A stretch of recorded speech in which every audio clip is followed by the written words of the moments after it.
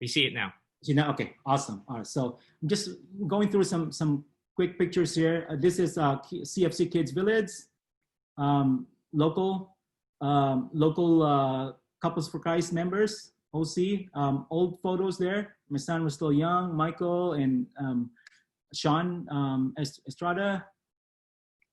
So this is a picture when they have visited senior centers.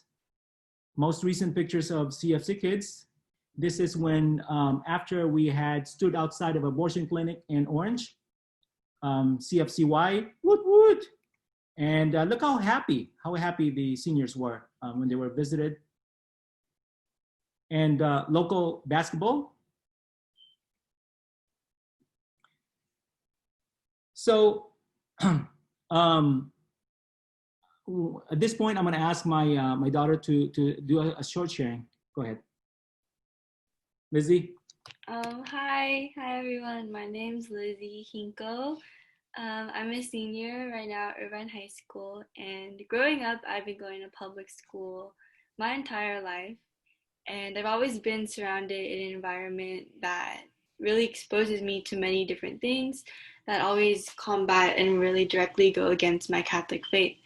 And as a teenager, I constantly encounter so many young people my age who can easily take me away from my faith and lead me to stray away. However, despite these challenges I faced throughout my education, throughout my schooling, and throughout my encounters with others, I grew up in, I guess you could say, like a more strict Catholic Filipino family. And my parents have always been very nurturing in terms of my faith, and they always lead me towards a path that starts and ends with God. And because of their ways of discipline and ways of teaching me, I'm able to keep strong in my faith and pray despite the fact that there are so many forces pulling me away from Catholicism as a young adult. And growing up, it's always been very normal for us to pray at least once a day. And there's never been a time in my entire life that there was a period where we stopped or neglected our faith, even for a little bit. And I remember even when I was younger, to wake me up, my dad, he would ask me to like recite different prayers, like the Our Father, the Hail Mary. Dad, do you remember that? I remember that, Lizzie. That's Yeah. right. Yeah.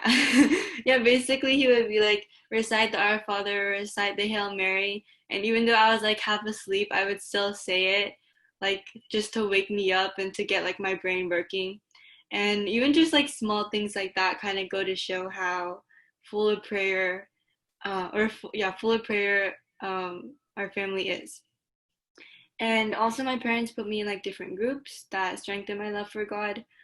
I was in faith formation throughout all of elementary school, and I was in confirmation in my first 2 years of high school. And I was also in the CFC youth community since middle school. And all of these really led me towards a more fruitful path.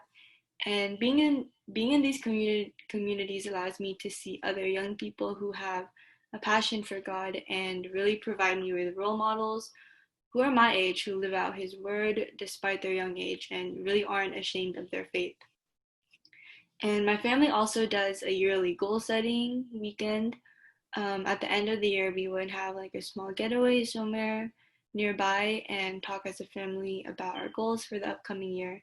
And because of the way I was raised, and I grew up loving my faith and being proud to be a Catholic. And everyone who knows me, everyone at school, just everyone in general knows about my faith and knows I'm active in my faith. And at the end of the day, I was really blessed to be so nurtured in a family that always prays together despite my constant encounters with people and experiences that go against my Catholic faith. And with that, may God be praised. Amen. Thank you, Lizzie. And then real quick sharing from Sean. Go ahead, Sean. Hi, I'm Sean Hingco. I'm the son of Errol and Lyzette, who you heard speaking for this talk, and also I'm the brother to Lizzie Hingco, who you just heard speaking just now. Recently, my family and I have taken extra steps to allow us to learn more about and grow closer to God as one, like together. My dad noticed that every Sunday became sort of a mundane routine for us. We would wake up and get ready for church every Sunday, go to church, attend Mass, leave church, And rather than taking in the word of God, we became kind of mindless individuals who would just go through the motions of going to Mass. And so one day after Mass, my dad asked us what our biggest takeaways were from the Mass, especially the gospel and the homily. And all three of us, my mom, my sister, and I, were a little bit confused at first. But we each said something that we took away from the Mass, and each of us gave completely different answers. And through that together, we realized there were actually a ton of things that we were missing out on from the Mass that our other families were able to pick up on. So now every week after Mass, we all share something that we picked up on. And as a family now together, we're able to form a better message from the Mass and a more complete collection of what God has to say for us. Thank you. All right, thank you.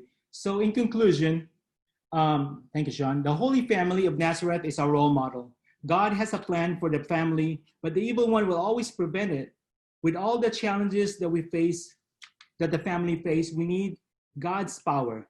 As fathers and husbands, we must seek and follow the virtues of Saint Joseph. Among them are holiness, courage, purity of heart, which is the result of intense love for God. And mothers and wives, we try to look up upon Mary as a role model, emanating the virtues of humility, submissiveness, and generosity.